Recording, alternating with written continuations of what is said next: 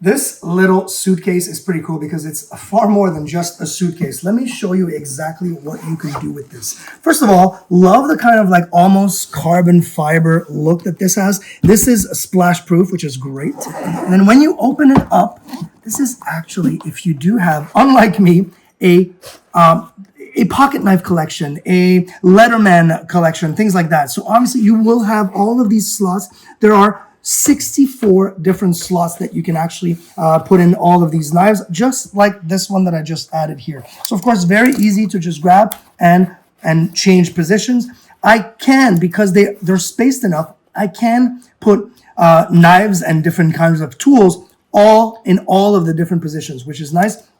You've got the little bit wider and a little bit of smaller position, and the elastic is super nice and resistant and will not kind of like flop around and eventually not work anymore. So that's a really nice thing to have.